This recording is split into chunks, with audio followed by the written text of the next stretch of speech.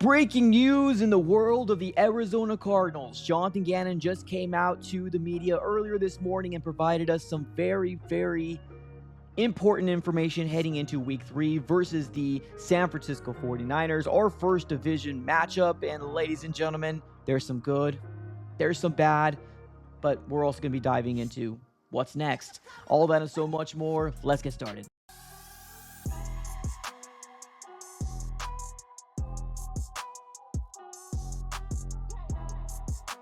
What's going on, everybody? Welcome back into another video. Definitely do me a huge favor, smack up that like button and subscribe for more Arizona Cardinals content. On this channel, we're covering the Arizona Cardinals news, breaking news, conversational pieces, everything surrounding your favorite team. So subscribe it up. It's absolutely for free. But today, ladies and gentlemen, Jonathan Gannon came out and provided us that information that we were waiting on pins and needles since the beginning of this week till now. We are sitting on Wednesday, and we finally got some information here by Jonathan Gannon. And just for the one time, we don't really do this during videos, but for the one time, let's do it. Breaking news.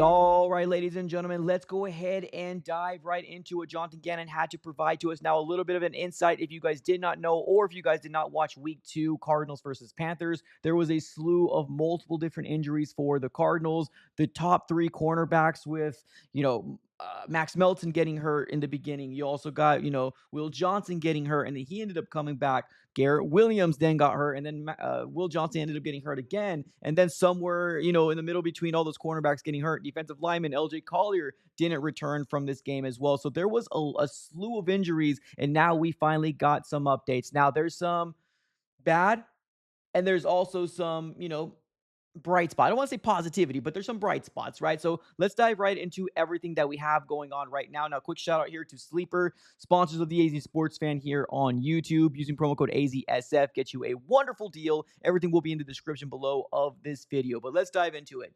Cornerback Garrett Williams, nickel cornerback, slot cornerback, probably one of the best cornerbacks for the Arizona Cardinals, and the veteran of this young group, unfortunately, is now heading to IR with a knee injury, as well as defensive lineman LJ Collier was ruled out of week 2 as well, could not finish the game, and he's also headed to IR. Now, like I said, a little bit of a bright spot. Jonathan Gannon did come out and say that there's a possibility that they might return sometime this year. Didn't give us a timeline, didn't give us really much of information about that. But if you want to hold on to something, there's a possibility that Garrett Williams can return. Now, out of these two guys, this is probably the one that hurts the most, if I'm going to be real with you. This guy was training to be a very underrated cornerback in the NFL. He had a lot of glowing high praises in year 2 from PFF. He was ranked like 1, 2, or 3 multiple different times. Like, he was very good to his respected right. It just didn't get a lot of credit because obviously he plays for the Arizona Cardinals defense, and they have not been good last year. So Garrett Williams headed to IR. LJ Collier headed to IR. We also got Max Melton that was ruled out of week 2, but he's actually practicing today. So if you want to have a little bit of a, bright spot, that's awesome that he is practicing. You also got Will Johnson not practicing in this game, and that is going to be with a groin injury. Now, the status for Max Melton and Will Johnson is up in the air right now. If you were to ask me, what do I feel like is going to happen? Well, honestly, with what the Arizona Cardinals have going on right now, we do not have a lot of cornerback depth. Right now, we're left with Elijah Jones, former 3rd-round pick that was placed on IR all last year, and that was his rookie year. So, in preseason, especially that last preseason game, he looked pretty solid, but he hasn't really seen a lot of regular season reps for the Arizona Cardinals. You also got Denzel Burke, which is a mid-round pick last year that was actually thrown into the fire in this last game when Max Melton went down. He played a good amount of snaps for an injured Max Melton. And of course, after that, you also got Keitrell Clark, which was a starter for the Arizona Cardinals in the 2023 season. In his rookie year, unfortunately, he did lose his job to other cornerbacks out there, but he is now most likely going to get an opportunity to be in place of any of these guys that are going to be missing right now. With what it sounds like Max Melton and Will Johnson is up in the air. I'm not sure if the status of these guys are up in the air right now because maybe more tests are being done, but I think it's positive that Max Melton is practicing. I think that's really, really positive. Now, is he going to be practicing in a limited fashion? Probably, right? Now, Will Johnson not practicing gets me a little worried, but the thing about that is that now we don't have to worry about the whole IR situation, right? We all heard the news before the draft about everybody being worried about, Will Johnson, can he stay healthy? I don't think that has anything to do with his knee. He has a designation with a groin injury, and he's been playing lights out when he's been given the opportunity. So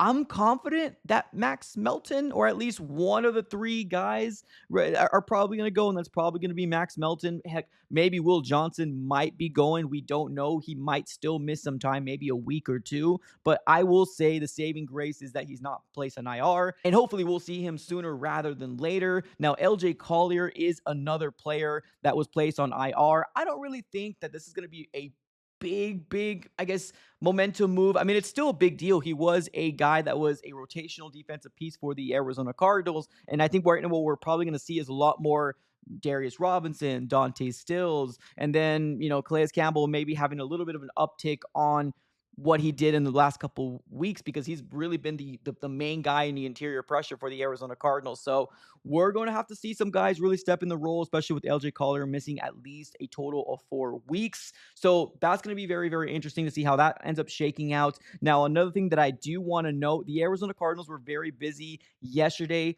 giving us some sort of information about workouts that they ended up having yesterday. Now, I didn't make a specific video about this because, as you can tell, the names on here are not real names that you're going to say breaking news, right? The Cardinals are, bringing in potential great cornerbacks, right?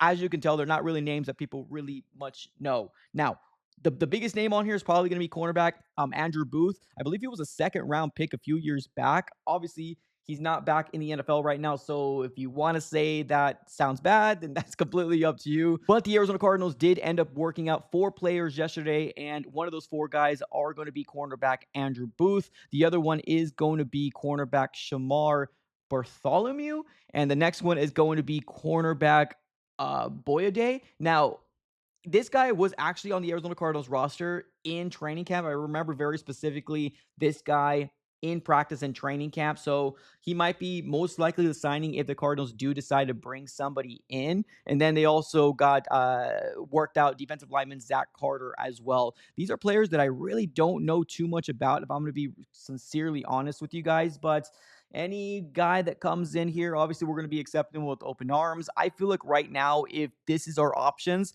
I would say you might as well just elevate Darren Hall, right? He's had a really good preseason for the Arizona Cardinals. And because we are missing, at least right now, what we know of one cornerback heading into week 3, I would rather roll with Darren Hall as a potential backup in case something does happen. We've had a lot of bad luck when it comes down to the cornerbacks, right? Obviously, Sean Murphy Bunting at the beginning of the season, and then during preseason, or maybe even training camp, Sterling Thomas V ended up going down as well. So that's not good juju.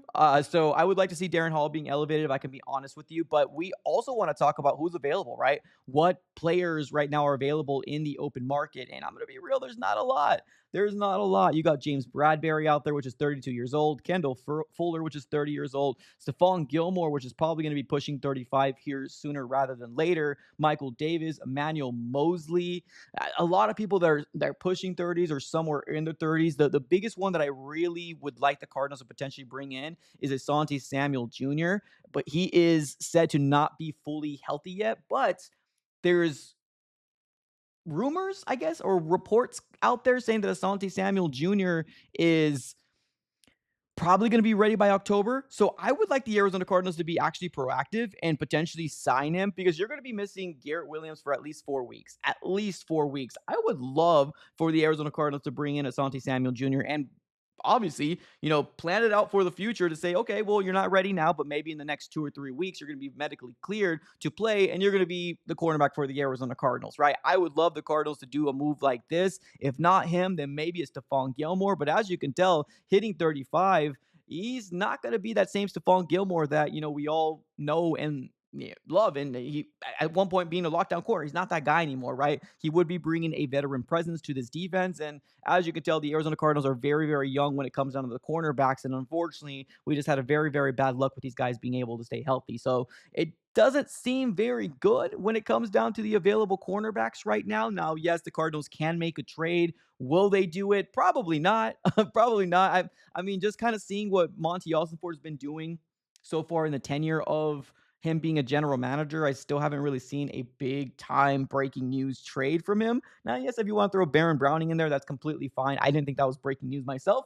But I mean, at the end of the day, it is what it is. Let's see what the Arizona Cardinals decide to do. But yes, bad news, but also there is positivity because two out of those three cornerbacks that we thought that were probably going to be missing a good amount of time, at least two of them is probably going to be here sooner rather than later. At least fingers crossed is what I'm hoping for. But ladies and gentlemen, let me know what your overall thoughts on this news is. Let me know in the comments below. Now, I did just release a preview Cardinals versus 49ers a little earlier on the channel. Make sure you go ahead and check that out and give that video some love if you want to see a breakdown of what I feel like is going to happen in that game. But I appreciate you guys for tuning in as always. Have a great rest of your day, and go Cardinals.